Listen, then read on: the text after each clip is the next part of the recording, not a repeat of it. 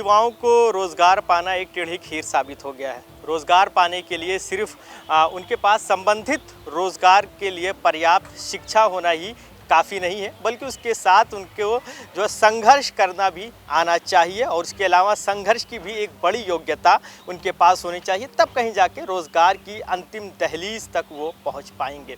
क्योंकि जिस तरीके से पहले विज्ञापन जारी होता है, फिर उसके बाद कई बार तो इम्तिहान कराने को लेकर संघर्ष होता है, इम्तिहान हो जाता है तो आंसर की के लिए संघर्ष, आंसर की आ जाता है सामने, तो फिर उसके बाद नियुक्ति पत्र के लिए संघर्ष। ये सिर्फ एक भर्ती का मामला नहीं है, ऐसी लगभग तमाम भर्तियों से संबंधित ऐसे ही मामले सामने आते हैं। इस वक्त हम इको गार्डन में मौजूद हैं, जहां हमारे पीछे आप तस्वीर देख रहे हैं। ये वो तमाम लोग हैं, युवा, जो रोज़गार की आस में लखनऊ के इको गार्डन में बैठे हुए हैं। यूपीपीएससी के द्वारा जो एएसओ के पद पे भर्ती निकली थी लगभग 896 2019 में, 2019 के बाद 2023 लगभग ख़त्म होने वाला है, मगर इनका इंतज़ार और लंबा होता जा रहा है रोज़गार के लिए। हमारे साथ कुछ युवा हैं, बात कर लेते हैं। कहाँ से हैं? सर, मेरा नाम अनुकुमार पांडे है। हाँ। मैं सुल्तानपुर ज़िले से हूँ। हाँ। और यहाँ प्रयागराज में तैयारी करता हूँ। हाँ। और वहीं से हम आए हैं। अच्छा, क्या ज़रूरत पड़ गई? इम्तिहान दे लिया था, अपनी योग्यता साबित कर ली थी, तो अब धरने की क्या ज़रूरत पड़ी? क्योंकि रोज़गार के लिए तो डिग्री और योग्यता चाहिए होता है। जी सर, बिल्कुल। आर्थिक समस्या तो आज जो है बड़े वर्ग तो है, तो हम तो छोटे वर्ग हैं, सामान्य वर्ग हैं। हम लोग तो जो है लोन लेके पढ़ाई करते हैं। लोन लेके अगर पढ़ाई कर रहे हैं, किसी से मांग के पढ़ाई कर रहे हैं, उसको वापस भी करना है। एक आज का युवा जो सक्षम है, जो योग्य है, पोस्ट ग्रेजुएट डिग्री है, साथ में कंप्यूटर डिप्लोमा है, इतनी अधिक अच्छी योग्यता के बाद भी अगर उसे जो है लोन लेना पड़ रहा है, लोन नहीं चुका पा रहा है, बस समाज को कुछ नहीं दिखा पा रहा है, उसके मन में क्या विडम्बना होगी आप खुद समझ सकते हैं सर। दिवाली का त्यौहार करीब है, घर वालों के साथ खरीदारी करने के बजाय, उनका सहयोग करने के बजाय आप लोग इको गार्डन में बैठे हैं इतना सैकड़ों किलोमीटर दूर, मन में कैसी विडम्बना? जी सर, बिल्कुल। अब हमारे लिए दिवाली क्या है, तो काली दिवाली ही है, कहा जाए तो एक शोक की दिवाली की तरह कहा जाए। दिवाली पे खुशी नहीं है। ठीक है सर। मुद्दे की बात करते हैं। 2019 में भर्ती निकली थी, 2023 चल रहा है, आयोग कई बार गए, चेयरमैन से मुलाकात किया, अब तक क्या क्या हुआ, स्टेप वाइज बताइए। सर, ये वैकेंसी सर 2019 की है, विज्ञापन हुआ था। इसके बाद जो है कोरोना काल आ गया। कोरोना काल में जो है समय लगभग 1 से 1.5 साल गुजरा। इसके बाद जो है हम लोगों ने का सचिव जी यानी हम लोगों ने आयोग के पास गए, ताकि परीक्षा के लिए हमको आयोग में जाना पड़ा। आयोग के बाद जब हम धरना दिए, काफ़ी ज़्यादा वहाँ पे बातचीत किए, तब हमारी जो है किसी तरह से परीक्षा हुई। मई 2022 में परीक्षा होती है। परीक्षा के बाद फिर उत्तर कुंजी के लिए भी हमको आयोग जाना पड़ता है। उत्तर कुंजी के बाद फिर संशोधित उत्तर कुंजी आनी रहती है, उसके लिए भी हमको आयोग के चक्कर काटने पड़ते हैं। यानी हर एक स्टेप के लिए हमें जो है वहाँ पे धरने पे जाना ही पड़ता है। अगली बार जो है फिर हमारा डीवी की डेट लगी। डीवी डेट जो है अभी 6 महीने पहले हमारी डीवी कराई जा चुकी है। इसके बाद भी जो हमारी जो है अंतिम परिणाम आना है, जो कि हम लोग 6 महीने हो चुके हैं। पेपर में विज्ञापन के माध्यम से दिया भी जा चुका है। ये जैसा कि पेपर में दिख रहे हैं आप, यहाँ पे हिंदुस्तान का पेपर है। 26 सितंबर को विज्ञापन जारी किया गया है कि अक्टूबर में सहायक सांख्यिकी एवं सहायक शोध अधिकारी, ठीक है, असिस्टेंट स्टैटिस्टिकल अफसर और असिस्टेंट रिसर्च अफसर, ये पोस्ट है। 896 कुल पद बचे हुए हैं। शुरुआत में 904 पद थे, जिसमें से कुछ पद वापस ले लिए गए। अंतिम में 896 पद बचे हुए हैं, जिसमें से बच्चों ने लगभग जो है 2200 बच्चों को डीवी के लिए बुलाया गया था। तो इसके बाद भी हम लोगों को अभी तक परिणाम नहीं जारी की। नियुक्ति हमें मिल गई है, पेपर में नियुक्ति मिल गई है। हम लोग जब जाते हैं सचिव जी के बाद, वहाँ के कर्मचारी लोग बताते हैं आप लोग तो नियुक्ति पा चुके हैं, फिर यहाँ के भटक रहे हैं। तो हम लोग वो जवाब सुन करके हम हंसी आती है, हमें हम दुख भी होता है। अब क्या करें, अब हंसे या रोएं, क्या कहें, वो तो आप तो हास्यास्पद बात है कि मतलब आप नौकरी के लिए चक्कर काट रहे हैं, आप सहायता मांगने गए, पेपर में निकल गया कि अक्टूबर में भाई जो है हो जाएगा।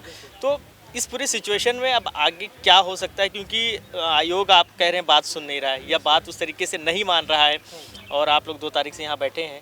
आगे तो कैसे, आगे की क्या रणनीति है? सर, अभी तो हमें सचिव से जल्दी में मुलाकात हुई, 1 दिन पहले ही। तो सचिव जी ने बताया कि हम लोगों ने जो है रिमाइंडर के तौर पर यह ज्ञापन जो है कार्मिक विभाग को भेज दिया है। शनिवार को भेजा था, शनिवार के बाद हमने सोमवार को पुनः भेजा है, लेकिन कार्मिक विभाग से कोई जवाब नहीं आ रहा। कार्मिक विभाग पर पता करने के बाद वहाँ के सक्षम अधिकारी बता रहे हैं कि जो इस मामले के प्रमुख हैं, वो बता रहे हैं कि यहाँ पर वो सचिव जी ही हमें रिस्पांस नहीं दे, रिमाइंडर का जवाब दे रहे हैं। पूरी तरह से विरोधाभास इसी दिख रही है। हम ना यहाँ के हो पा रहे हैं, ना यहाँ बीच में हम अटके हुए एक तरह से मझधार में अटके हुए हैं। अब बेड़ा पार कैसे होगा ये आप ही समझ सकते हैं। इसके लिए आपने अब धरना प्रदर्शन को चुना, और भी लोग बैठे हैं।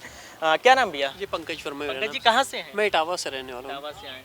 अच्छा, एक चीज़ ये भी बड़ी मुश्किल होती है कि हम देखते हैं कि अक्सर एज फैक्टर भी हो जाता है कि आप लोगों को धरना देते देते, नौकरी मांगते मांगते इतना समय आ जाता है कि फिर बीच में उम्र का तकाजा हो जाता है। तो ये तमाम चीज़ें फिर कैसे?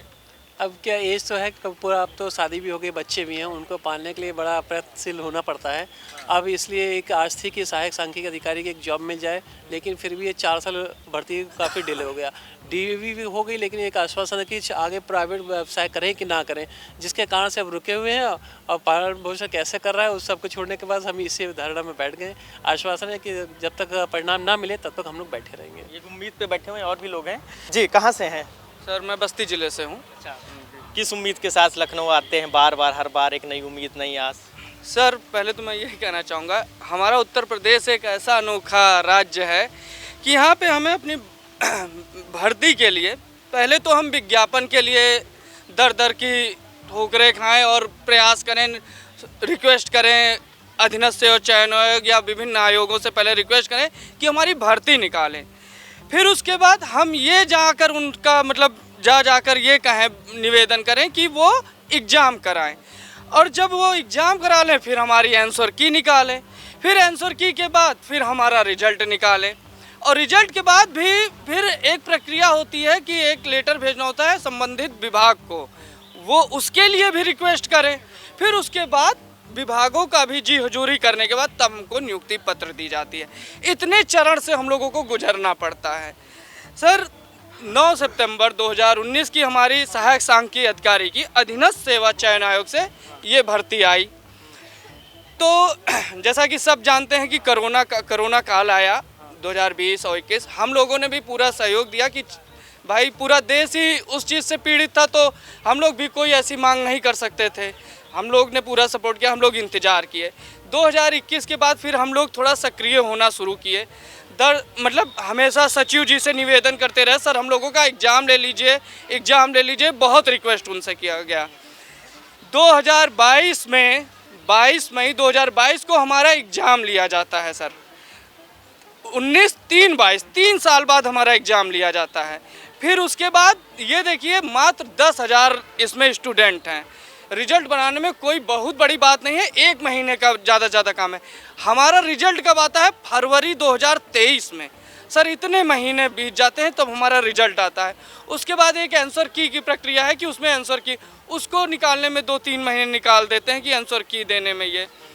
फिर उसके बाद इन्होंने डीबी लगवाया कि डीबी हमारी ये हुई 19 मई को पूरी हुई 2023 में। सर उसके बाद अधीनस्थ अध्यक्ष जो हैं हमारे, उन्होंने एक इंटरव्यू में एक न्यूज़ चैनल के माध्यम से उन्होंने इंटरव्यू दिया और उन्होंने बताया कि जून में हम लोग मतलब एएसओ वालों को मतलब इनका परिणाम देकर जुलाई में नियुक्ति पत्र दे देंगे। हम लोग भी हर्षोल्लास में, थोड़ा भाई नंबर अच्छे थे तो अपने घरों में सब लोग बोल दिए कि जुलाई तक हम लोगों की भी बेरोजगारी दूर हो जाएगी। अध्यक्ष द्वारा आश्वासन दिया गया है। जुलाई सर बीत गई, अगस्त बीत गया, फिर हम लोग सचिव जी से मिले। उन्होंने कहा कि मैं सितंबर में दे दूंगा, हर हाल में सितंबर में आपका रिजल्ट आ जाएगा।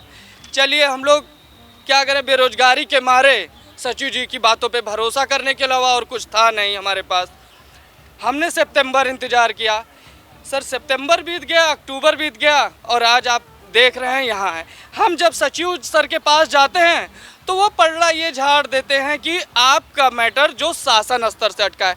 ऐसी बात नहीं है, सचिव जी ने जब से सचिव जी आए हैं बहुत काम इन्होंने किया है, पुरानी भर्तियां बहुत पूरी की हैं, लेकिन एक हमारे मतलब जो वैकेंसी में पता नहीं क्या मामला फंसा हुआ है कि वो हम लोगों का मतलब पूर्ण नहीं करवा पा रहे हैं भर्ती।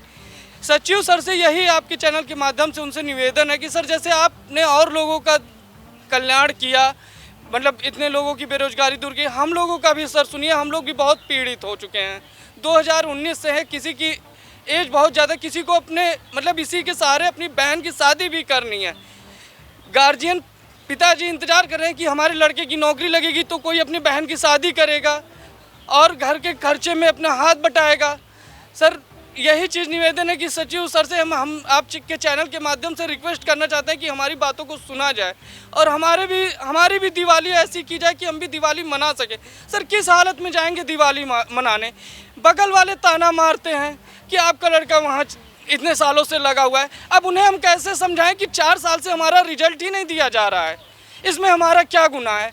सर शासन स्तर से हम अभी वहाँ जाएंगे तो हमें पुलिस द्वारा या किसी द्वारा हमको भगा दिया जाएगा, लाठीचार्ज कर दी जाएगी हमारे ऊपर, मिलने नहीं दिया जाता। मिलने नहीं दिया जाएगा, हम ठीक है। बात ही नहीं पहुँचा पाएंगे सर।